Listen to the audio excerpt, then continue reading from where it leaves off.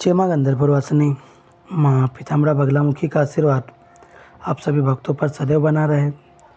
भक्तजनों, अगर आप जीवन में बहुत परेशान हो गए हैं और उन परेशानियों के समाधान है तो आपने जगह जगह पूजा पाठ, हवन, अनुष्ठान या यूँ कहें कि जिसने जो बताया आपने वही किया, लेकिन परिणाम शून्य रहा है, तो निराश ना होइए। माँ पीताम्बरा बगलामुखी की दीक्षा लेकर के स्वयं साधक बने और अपने जीवन में आने वाली समस्याओं का हल आप अपनी साधनाओं से अर्जित ऊर्जाओं के माध्यम से स्वयं हल करें। परेशान सभी हैं, दूसरों के भरोसे पर बिल्कुल भी न रहे। देखिए, जब व्यक्ति परेशान होता है तो वह चारों दिशाओं में हाथ पैर मारता है। उसको जहाँ से जैसा पता चलता है वो वैसा ही कार्य करता है, लेकिन परिणाम शून्य मिलता है। क्यों? क्योंकि वो जहाँ पे भी जाता है, ज़रूरी नहीं है कि जैसी उसकी समस्या है वैसे ही सामने वाले के पास में ऊर्जा हो। क्योंकि तंत्र क्षेत्र में जितना भी काम होता है वो सब ऊर्जाओं के माध्यम से होता है। जितना पावरफुल आपका मंत्र होगा उतनी ही उसमें से ऊर्जा निर्मित होगी और वो कार्य आपका करेगी। अब होता ये है कि व्यक्ति जाने में तो चाहे जिसके पास चला जाता है, लेकिन वो यह नहीं पता कर पाता है कि ये जो व्यक्ति हमारा काम कर रहा है इसके पास वो ताकत है भी कि नहीं। और अधिकतर जगहों पे यही होता है, लोगों के पास में कुछ भी नहीं होता है। वो सिर्फ सोशल मीडिया पर पढ़ कर, देख कर, उनके अनुसार बातें करके लोगों को आज मूर्ख बना रहे हैं। कुल मिलाकर आज धर्म का जो धंधा हो रहा है वो किसी से छुपा नहीं है। इसीलिए हमारा कहना रहता है कि आप स्वयं सक्षमता की ओर बढ़े। आज सोशल मीडिया पर हम देख रहे हैं कि बहुत सारे ऐसे भी लोग हैं जिनके कोई स्थान नहीं है, लेकिन वो महाविद्याओं के बारे में ऐसे बातें करते हैं जिससे वो सर्वज्ञाता हो। लेकिन वास्तविकता यही है कि जिसके ने भगवती को अपनी साधनाओं के माध्यम से पाया है वो माँ का वर्णन अलग प्रकार से करेगा, और जिसने शेर को देखा ही नहीं है उस शेर का वर्णन अलग करेगा। कुछ इस तरह का वाक़या जीवन में होता है। इसीलिए सोच समझ कर जिसके भी पास जाए, बहुत निर्णय लेने के पास में जाए, क्योंकि आज अधिकतर लोगों के पास में स्थान नहीं है। लोग आज संविदा शिक्षक की तरह कार्य कर रहे हैं। अधिकतर मंदिरों में आज देखा जाता है। योग्य साधक गुरु का ही चयन करें, उनके विचारों को समझें, क्योंकि पूजा पाठ, हवन, अनुष्ठान कोई छोटी मोटी चीज़ नहीं है। बड़ा समय लगता है इनको करने में, तब जाके कार्य पूर्ण होता है। सिर्फ हवन कराने मात्र से कोई से कार्य नहीं होता है। हवन को भी विधिवत काम करना पड़ता है, संकल्प लेना पड़ता है, विधिवत उसको पूर्ण करना पड़ता है, तब जाके कार्य होता है। सिर्फ हवन से कार्य नहीं होता। सिर्फ हवन से कार्य तब होता है जब संकल्प तगड़ा हो और करने वाले में वो क्षमता हो। कालनेमी किस्म के लोग कभी भी उस प्रक्रिया को पूर्ण नहीं कर सकते, क्योंकि उसके विधान बहुत अलग होते हैं। इसीलिए सोच समझ कर जिसके भी पास में जाए, ऐसे व्यक्तियों को देखें जिनके पास स्वयं के स्थान हो। वरना आज के समय में सोशल मीडिया पर कालनेमियों की कोई कमी नहीं है। आज हम जानेंगे कि बहुत से माता पिताओं की यह शिकायत रहती है कि हमारी बेटी का विवाह नहीं हो पा रहा है। कन्याओं के विवाह में बड़ा ही विलंब होता रहता है। यह जो परेशानियां निर्मित होती है यह भी तंत्र का ही एक अंग है, क्योंकि हमारे ही अपने नहीं चाहते हैं कि हमारी बेटी का विवाह समय पर हो, और वह कुछ न कुछ या उनके नकारात्मक शक्तियाँ हमारी बेटी के जीवन को आगे बढ़ने में अवरोध पैदा करती है। ऐसे समय में हमें माँ पीताम्बरा बगलामुखी का तंत्र प्रयोग करना चाहिए, और जितना हो सके हमें स्वयं, देखिए कार्य हमारा है तो हमें स्वयं को कार्य करना होगा। आप अगर दूसरों के भरोसे पे रहेंगे तो आपको सिवाय धोखे के कुछ नहीं मिलेगा, क्योंकि तंत्र है और तंत्र में कार्य होने में समय लगता है। ऐसा नहीं है कि जादू की छड़ी घुमाएं और कार्य होगा, ऐसा कभी भी नहीं होता है। इसीलिए आपकी समस्या आपको स्वयं को उसमें उतरना होगा, दूसरों के भरोसे पर बिल्कुल भी ना रहे। आज हम जानेंगे कन्या के विवाह में बगला तंत्र का किस प्रकार प्रयोग किया जाता है। लोग परेशान हो जाते हैं, उनके माता पिता परेशान हो जाते हैं, रिश्तेदार परेशान हो जाते हैं। इसके लिए आपको माँ पीताम्बरा बगलामुखी के अष्टोत्तर शतनाम से शुरुआत करनी चाहिए, जिससे आपका फाउंडेशन तैयार हो। संकल्प लेकर के आप सबसे पहले तो आप दीक्षित हो, किसी योग्य साधक गुरु से आप दीक्षित हो। उसके बाद में आप माँ पीताम्बरा बगलामुखी का अष्टोत्तर शतनाम को संकल्पबद्ध तरीके से 11,000 तक करें, और 11,000 के बाद में उसका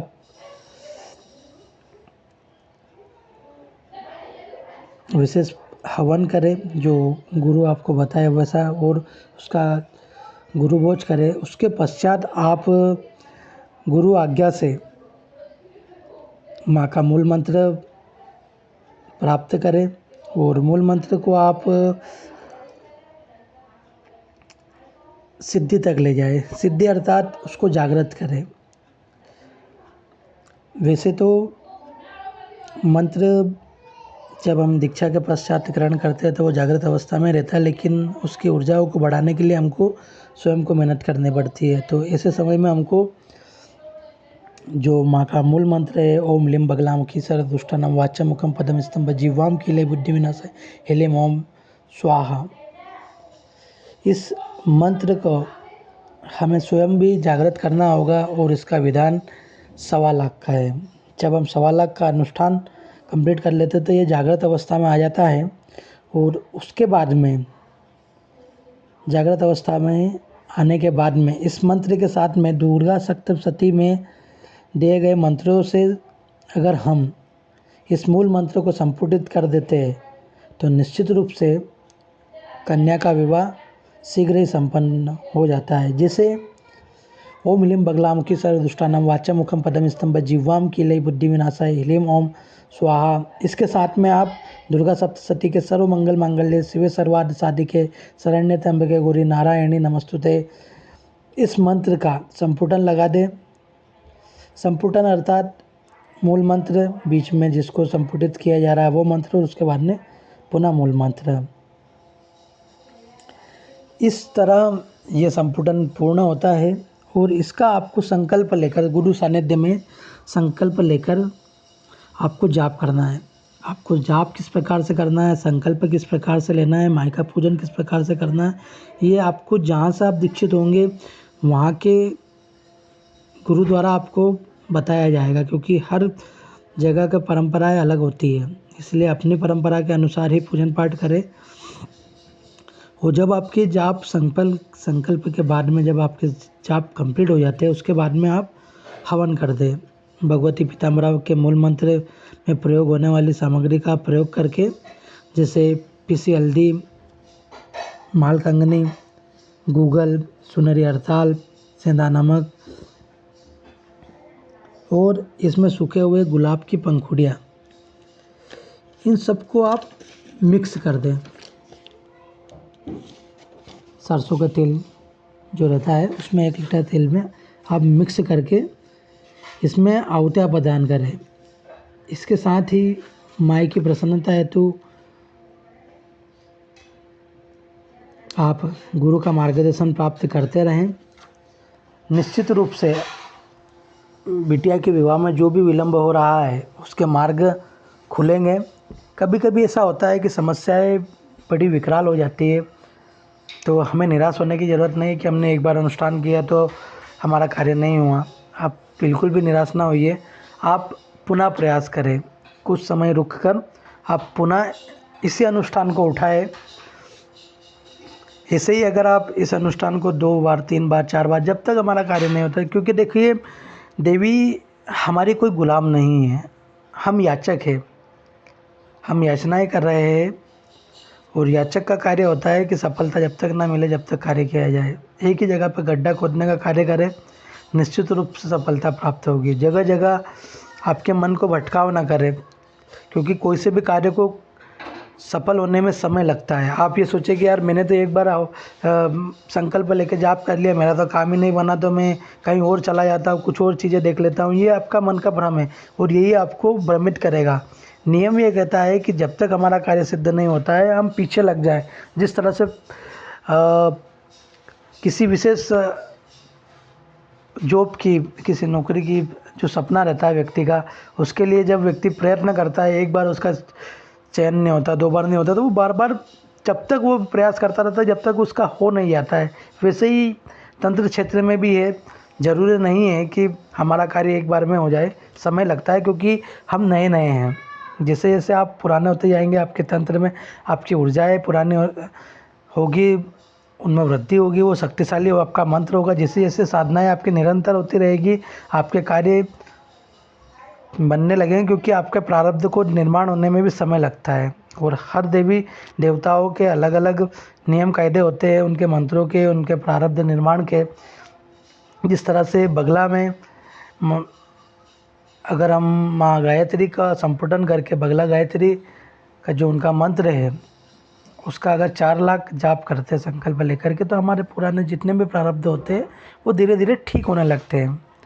माँ का जो मूल मंत्र है उसको अगर हम 36 लाख कर लेते हैं तो उसके बाद में हमारा कोई से भी कार्य अटकते नहीं है। ऐसा ही जैसा जो मंत्र है उसकी जो संख्या है, अगर उतनी संख्या उसकी कर ली जाए तो उसके बाद में उसकी जागृति का जो स्तर होता है, उसकी जो ऊर्जा का लेवल होता है वो बहुत तीव्र होता है। तो वहाँ तक जाने में तो समय लगता है। इसीलिए कहा जाता है कि क्रम अनुसार अनुष्ठानों को करते रहें। निराश ना होइए कि एक बार कर लिया तो अब हमारा काम नहीं हुआ तो नहीं होगा, ऐसा नहीं है। आप माँ से लड़े झगड़े, आप माँ को देवी के रूप में नहीं है, अपनी माँ के रूप में उनसे मांग रखें, आप जिद करें उनसे, आपकी जिद ज़रूर पूरी होगी और आपका जो भी आपका संकल्प लिया है वो निश्चित रूप से पूरा होगा। भक्तजनों, अगर आप जीवन में बहुत परेशान हो गए, जगह जगह पूजा पाठ हवन अनुष्ठान करवा लिया, लेकिन कहीं भी आपको वो परिणाम नहीं मिला जो आप चाहते थे, तो आप बिल्कुल भी निराश ना होइए। आप स्वयं साधना की तरफ अग्रसर होइए, आप स्वयं साधक बनिए और जीवन में आने वाली समस्याओं को हल करिए। आप अगर माँ का विशेष पूजन हवन अनुष्ठान या दीक्षा प्राप्त करना चाहते हैं तो माँ के दिव्य दरबार में संपर्क करें।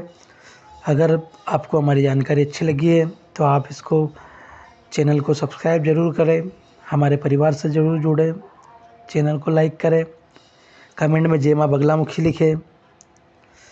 किसी भी प्रकार की समस्या के समाधान हेतु आप हमसे कभी भी संपर्क कर सकते हैं। जैसे ही समय मिलेगा आपसे संपर्क किया जाएगा। जय माँ बगलामुखी, जय श्री महाकाल।